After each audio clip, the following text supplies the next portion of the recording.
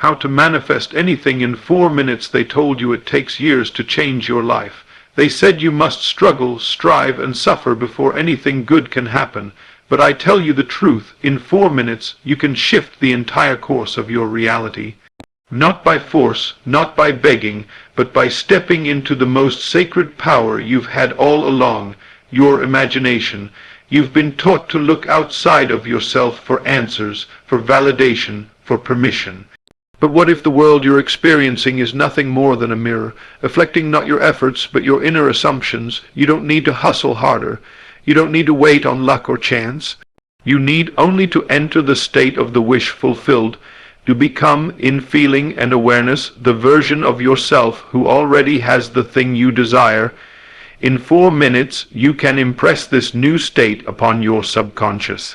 And once it's impressed, it must express. This is not positive thinking, this is not motivation, this is creation, and you are the creator. So today, I'll show you how to use your mind like a sculptor uses clay. I'll show you how to bypass delay, dissolve doubt, and manifest the life you've dared to imagine. Not later, not someday, now in 4 minutes. Let us begin.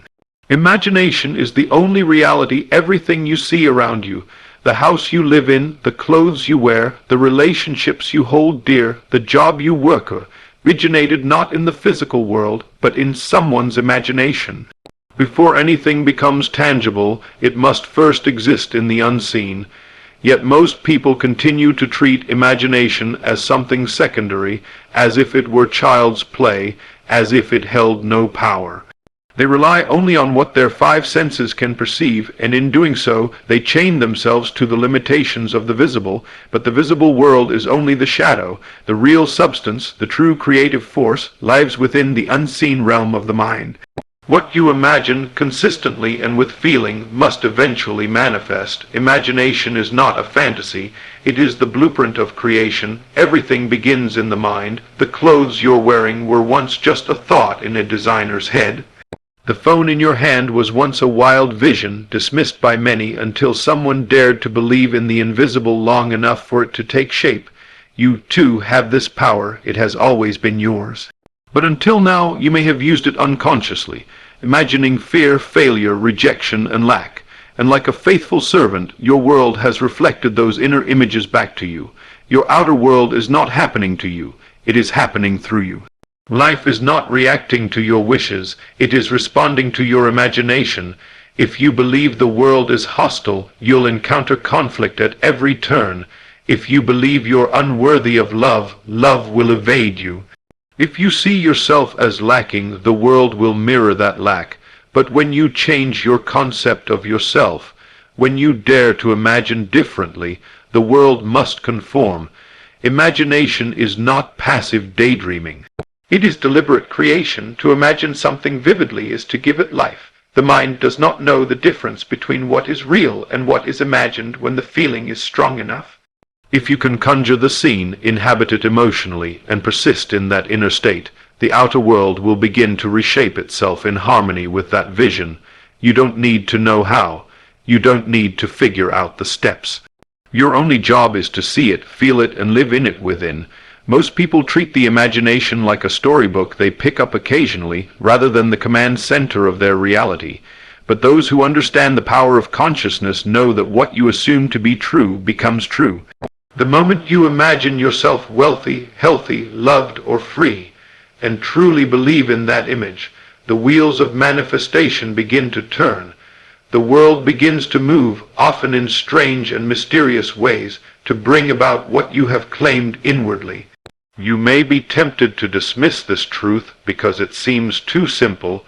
The mind is conditioned to value complexity, but the deepest spiritual laws are always simple. They are childlike in their beauty. Imagination is the root, thought clothed with emotion is the seed, and manifestation is the fruit.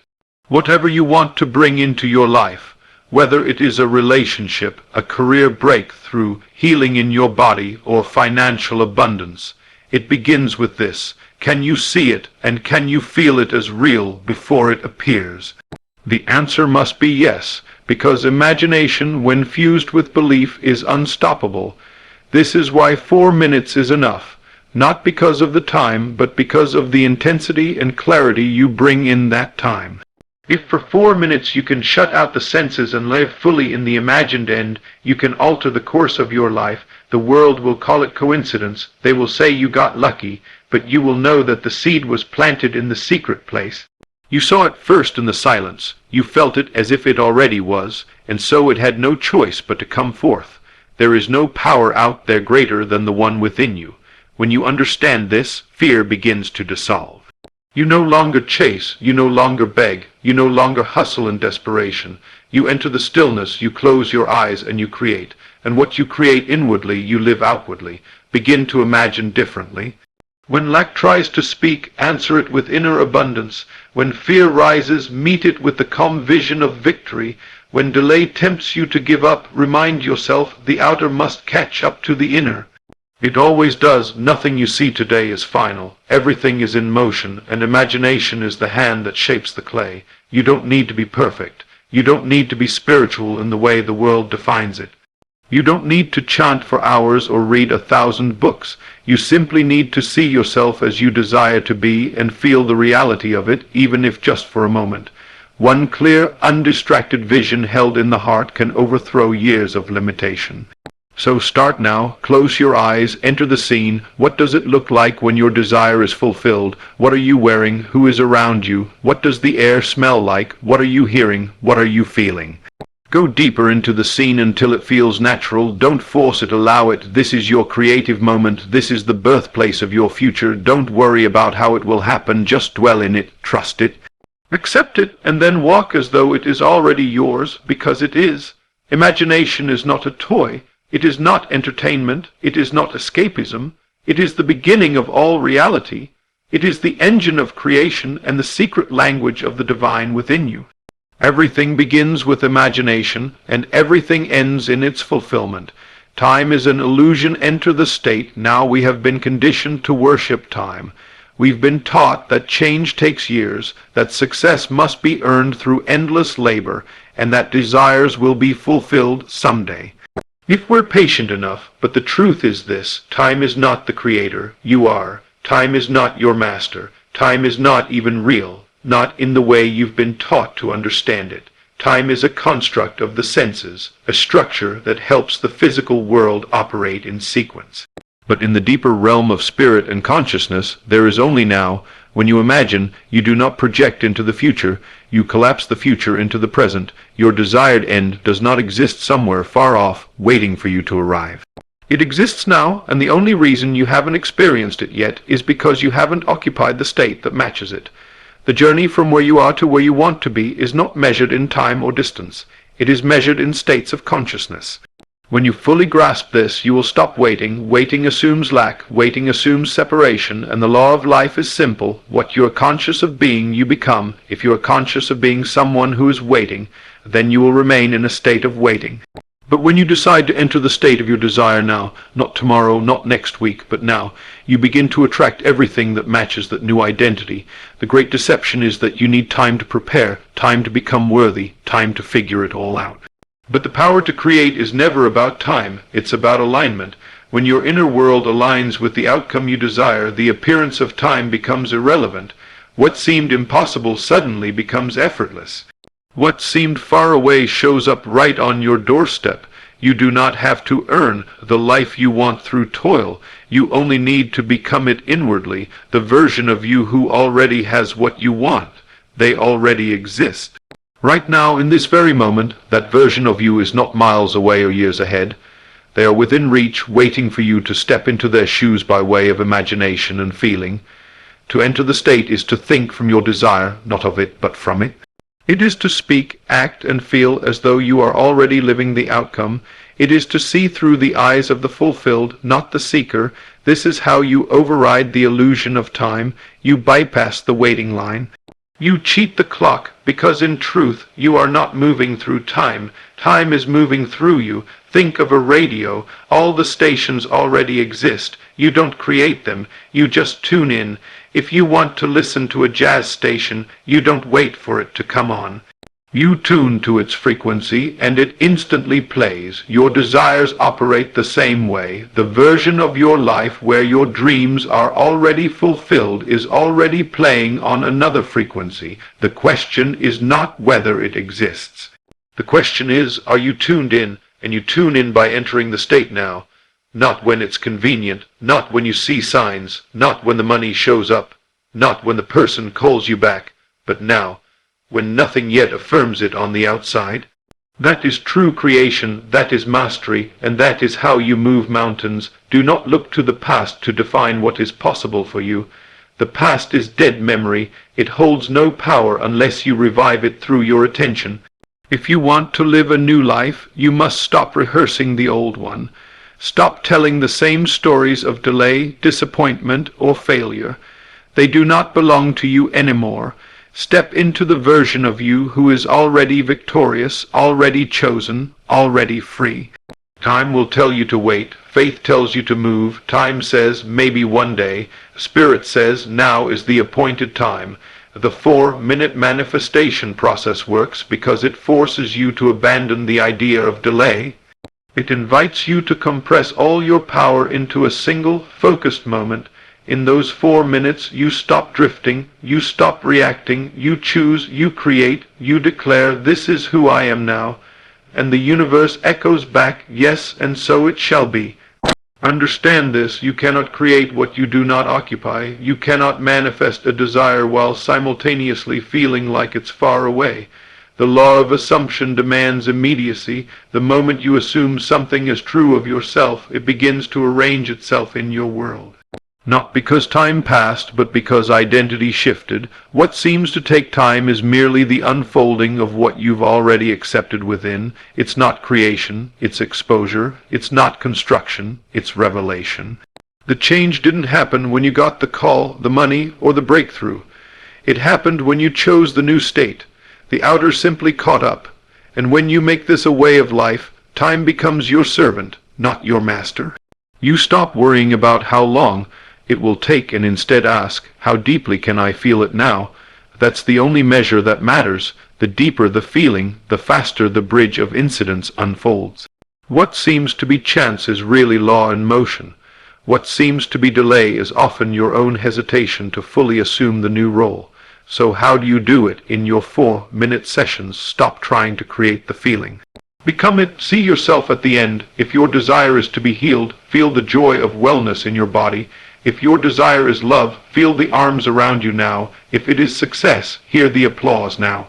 Occupy the scene, not as an observer, but as a participant. Live there in full color, full emotion, full belief. Let go of the calendar, let go of the clock. They are tools of the senses, not of spirit. In the realm of spirit, there is only one moment, ever, present and infinitely powerful, now. So take your place in the now, walk in it, speak from it, rest in it, and when doubt whispers, it's not here yet, smile and say, it's already done, I've already arrived. Because the truth is, you were never waiting for time to catch up. Time was waiting for you to wake up. Persist in the assumption despite evidence the moment you make a claim in your imagination, that bold inner declaration that your desire is already yours. The world may not immediately reflect your assumption. In fact, it may seem to do the opposite. Things might fall apart. Circumstances may contradict everything you've envisioned. People may speak against it. Fear might creep in. Doubt may whisper, you're deluded. This is not working. But hear this truth, none of that matters if you persist. The one who persists in the assumption of their fulfilled desire is the one who sees it made manifest. This is not about momentary visualization or shallow declarations. This is about loyalty to a state, to a vision, to a truth that has yet to be validated by the senses.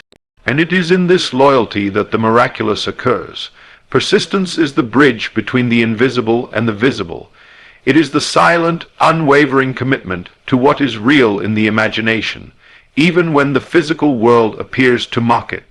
You must learn to stand still in your assumption, like a mountain unmoved by the storm. The winds may howl, the earth may shake, but you remain firm, you remain sure, you remain faithful to the unseen. Why is this so crucial? Because reality, as you perceive it through your 5 senses, is old news. It is the harvest of past assumptions. What you see now is not what's real, it's what has been. So when you change your inner state, the outer world takes time to reflect that change. And in that gap, between assumption and manifestation, many fall, they give up, they say it's not working, and return to the old state, but nothing has gone wrong. The delay is not denial, the silence is not rejection. It is simply the natural outworking of the seed you've planted. Think of a farmer. He plants a seed in the soil. He doesn't dig it up the next day and say, "Why isn't it growing?" He trusts the process. He waters it, he nurtures it, he waits, and so must you. Your assumption is your seed, and every time you return to it, mentally, emotionally, spiritually, you water it. Every time you imagine it as real, feel it as true, and speak from it as done, you reinforce the signal to your subconscious. This is who I am now, but the mind is trained to judge by appearances. And so, when the bank account still shows lack, when the body still feels sick, when the phone doesn't ring, the temptation is to say, "See, it's not working." But that judgment halts the process. It yanks the seed from the soil. It breaks the momentum. What you must do instead is close your eyes and return to the end, return to the feeling, return to the assumption, and remain there regardless of what the outside says. This is where discipline meets faith. You may not feel like doing it every day. Your emotions may fluctuate, doubt may creep in, but the decision to persist is not based on feelings, it's based on identity. You have decided who you are, and you are no longer negotiating with the world. You are not seeking permission from the external. You are declaring your truth from the internal, and the world must follow. Persistence is not strain. It is not willpower in the way most understand it. It is not forcing yourself to believe harder. It is repetition in rest. It is quiet confidence. It is the gentle but firm return to your vision every time you stray. It is the refusal to argue with facts that do not align with your truth. You simply say, "That may be what appears, but it is not what I have accepted." You must learn to ignore the facts that oppose your vision, not in denial, but in mastery. You are not blind, you are selective. You are not dismissing the world, you are reshaping it by being loyal to a higher reality. This is the sacred power of assumption. It places you above circumstance. It removes you from the realm of reaction and places you in the realm of creation. When you persist, something shifts inside, your nervous system adapts to the new state, your subconscious begins to accept it as normal. And when that tipping point is reached, when the inner reality feels more natural than the old story, the outer world bends, events, people, and opportunities begin to align. You don't chase them, you don't manipulate them. They come to you because they are drawn to the new vibration you now live in. But here is the test. Can you persist when nothing happens? Can you persist when you are mocked, ignored, or forgotten? Can you persist when every fact screams otherwise? That is the crucible of manifestation, not the visualization itself, but the continuance of the vision when the outer world offers no applause. And yet, that is when you are most powerful. That is when you are walking by spirit, not sight. That is when you are creating in the most divine way, rusting the unseen, moving in faith, choosing joy before the evidence arrives. Say to yourself often, "It is already mine. I need nothing else to prove it." And when the evidence comes, let it be the echo, not the origin. Let it confirm what you've long accepted, but never let it determine your belief, because the law is simple. What you persist in being inwardly, you must become outwardly. Persistence isn't about obsessing. It's about becoming. You're not begging the world to change. You're becoming the version of you for whom the change has already occurred. And once you become that version, the world rearranges itself to match you. This is not magic, this is law, and the law is always faithful to the seed it's given. So give it faith, give it vision, give it the unwavering feeling of done. And when the night is long and the evidence is sparse, stand firm. Speak your truth, see the end, and do not waver, because the moment you refuse to give up, you've already won. The manifestation is no longer a matter of if only when, and when will always arrive for those who persist in the unseen, until the unseen becomes the only reality they recognize. So persist without strain, without fear, without waiting for signs. Be still in your truth, and watch as the world bows to the one who dares to remain faithful to the vision that was given to them in secret. The power of imaginal scenes. See it, feel it. Live at creation begins in the mind, but it is brought to life in the feeling. The truth is, you are always imagining something, whether consciously or unconsciously. Your inner world is constantly crafting scenes, stories, and assumptions that direct the flow of your outer life. The question is not whether you are imagining, the question is what you are imagining.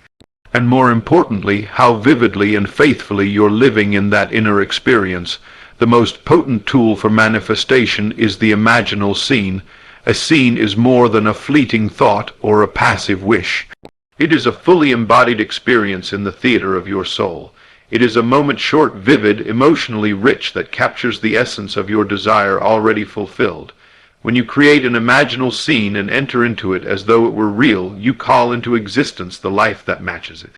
But the key is not to observe the scene, the key is to enter it. Don't look at your future self having the thing you desire. Be that self. Don't watch yourself from the outside. See through the eyes of the fulfilled one. Hear through their ears. Speak from their lips. What do you say now that it's done? What do others say to you? What do you feel in your body? The peace, the joy, the gratitude. Let it consume you. Let it become more real than the world around you. This is not fantasy. This is creation. Fantasy is a fleeting escape. Creation is a decision to dwell. You are not playing pretend. You are assuming the feeling of the wish fulfilled. An assumption, when persisted in, becomes fact. Choose a scene that implies your desire has already been accomplished. If you desire love, imagine holding hands with your partner on a quiet evening. Don't try to construct the entire relationship. Just capture a moment that implies the whole. If you desire financial success, imagine opening your email to see the message, "Congratulations, payment received," or feel the weight of a check in your hand. Keep it simple, short, and emotionally potent. One moment of triumph, deeply felt, is worth more than hours of scattered wishing. When you create your scene, make it natural. Don't exaggerate. Let it feel like a normal part of your life. If it feels too big or too far-fetched, the subconscious will reject it. Instead, let the scene feel inevitable, a casual conversation with a friend congratulating you, a walk through your new home, a thank you message from a client. These moments, when imbued with emotion, become creative acts. The secret lies in feeling. Feeling is the language of the subconscious. It is the signal that instructs the deeper mind to accept an idea as true. And once the subconscious accepts an idea, it begins to mold your outer world to reflect it. It does not argue, it does not question, it simply obeys. So the more vivid your imaginal scene, and the more deeply you feel it as real, the faster it begins to take form in your world. This is why the 4-minute technique is so powerful. In those minutes, you give your full attention to one single scene, no distractions, no effort to figure out the how. You simply surrender to the moment, you dwell in the end, you give yourself entirely to the feeling of it is done. And those 4 minutes become the most creative moments of your day because they are not spent reacting to life, but creating it. Many struggle with manifestation because they do not live in the scene. They visit it briefly, then retreat back into doubt and contradiction. They imagine success, then complain of lack. They visualize love, then affirm loneliness, but the scene must become your home. You must return to it over and over until it feels more familiar than your old reality. This is how the old state dies by starvation, and how the new state lives by attention. You may wonder, what if I don't feel anything? Then persist anyway, the feeling will come. The subconscious is like soil, it receives the seed, even if the farmer doesn't feel a rush of excitement when planting. Your job is not to force the emotion. Your job is to place yourself in the scene, night after night, day after day, until the feeling begins to grow naturally. And it will. There may be resistance. Old beliefs may rise up. You may feel foolish, but ignore those voices. They are echoes of the past. They are remnants of an identity you no longer wear. Persist gently. Persist lovingly, and most importantly, enjoy the scene. If it does not bring you joy, it is not yet real to you. Adjust it, modify it, make it resonate with your heart. When you find the right scene, you will know it will feel like home, like a memory that hasn't happened yet. Let your imagination become your sanctuary. Let it be your hiding place from doubt, your secret garden where you water your dreams. While the world waits for signs, you dwell in fulfillment. While others seek permission, you grant it to yourself through feeling, through assumption, through faith in the unseen. And here is the most sacred truth. Once you truly live in the seen consistently, joyfully, you will not need to manifest. Why? Because manifestation is not something you chase. It is something you become. And when you become it, the outer world has no choice but to conform. You may wake up one morning and realize, I haven't thought about my desire in days. That is not forgetting. That is fulfillment. You've embodied the state so deeply that the desire no longer feels missing, and when the feeling of want disappears, manifestation is near. For the world always gives not to the one who begs, but to the one who already possesses inwardly. So create your scene, live in it, return to it, let it become your reality, let it teach you to feel again, let it call forth your destiny, because in the realm of imagination nothing is withheld. And the one who learns to feel the end, to see the scene, to walk in the invisible, that one holds the key to all creation. Let others chase strategies, techniques, and rituals. You need only this, one vivid scene, felt with all your heart, lived as if true. That alone, when persisted in, is enough to bring heaven to earth. Assume the feeling of the wish-fulfilled creation is not something you strive for, it is something you accept. The moment you assume the feeling that your desire is already fulfilled, you shift dimensions. You step out of longing and into possession. You abandon the question of when will it happen, and boldly declare it is done. This is the secret, not to wish, not to want, but to feel as if it were already yours. Many people live in a state of perpetual waiting, waiting for a sign, waiting for approval, waiting for their circumstances to change before they give themselves permission to feel fulfilled. But the law is reversed. The outer does not produce the inner produces the outer. If you want to see something in your world, you must first see it in yourself, not as a hope, but as a felt reality. The feeling is the prayer. The feeling is the fuel. When you assume the feeling of the wish fulfilled, you are telling the universe, this is who I am now. And the universe, being a faithful mirror, reflects back your new identity in ways you cannot predict.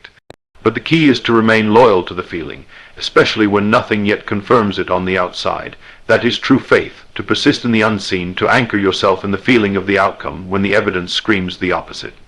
That's where miracles are born. Consider this. If you were already the person you long to be, how would you walk? How would you speak? What thoughts would dominate your mind? What would you feel in your chest? Let your imagination clothe you in that identity. Feel the texture of the new reality, not later, now. Become it inwardly, and the world must respond. It has no choice. Your feeling state is not just emotional fluff. It is the vibration, the signal you are sending to the field of infinite potential, and it is always answered. You may think you are stuck because you haven't worked hard enough. But often it's because you haven't felt yourself into the new state. You're still asking, when will it come? Instead of resting in the confidence that it already has. To assume the feeling is not to fake it. It is to embody the truth of what you want so deeply that it becomes your new normal. You walk into a room not as someone who is hoping for a breakthrough, but as someone who has already received it. You pray not with pleading, but with thanksgiving. You speak not from lack, but from completion. Feelings create reality, not the other way around. That is the reversal the world does not understand. The world teaches you to react to what is, but creation demands you respond to what shall be. It demands that you feel the invisible as if it were already visible. And when you do this, when you assume the feeling of your desire fulfilled, you compress time. You shorten the path, you draw the end into the present moment, but many people sabotage their manifestations by oscillating. One moment they feel full of faith, the next they fall back into doubt. One day they imagine the best, the next they rehearse their worst fears. This double-mindedness keeps them stuck. The secret is to make your assumption a dwelling place, not a visit. You must live there. Breathe there, return there every time your senses try to pull you away. Let us use a simple metaphor. If you walk into a theater and sit in a seat, you assume the position of the audience. You don't question whether you're allowed to be there. You don't wonder if the seat is really yours. You relax into it. You let the experience unfold around you. In the same way, when you assume the feeling of the wish fulfilled, you take your seat in that new reality. You stop reaching and start receiving. You stop fighting and start resting. That is where the power is. But how do you assume this feeling practically? In those 4 sacred minutes of creation, close your eyes and construct a scene. Make it short and vivid. It could be a friend congratulating you, a partner holding your hand, a phone call giving you the good news, a simple moment that implies your desire is already real. Then enter the scene. Feel the emotion of it, hear the sounds, see the colors, and most of all, feel the joy, peace, and satisfaction that come when your dream is fulfilled. Let that feeling wash over you, breathe it in, let it settle deep into your heart. Then when you open your eyes, carry that feeling into your day. Let your thoughts, your words, your posture align with it. Speak only what supports it. Move only in ways that affirm it. And when doubt comes, and it will return to the feeling, anchor yourself again and again until the feeling becomes more real to you than the facts. This is not delusion. This is deliberate creation. You are not ignoring reality. You are choosing a higher one. You are not escaping the present. You are transforming it by occupying a new state of being. Every great change in life begins with a change in feeling. The prisoner who imagines freedom begins to radiate power. The lonely heart who imagines love begins to glow with magnetism. The broke soul who imagines wealth begins to walk with generosity. You are never more than one feeling away from a new life. One assumption, held with confidence and persistence, can overturn the most impossible circumstance.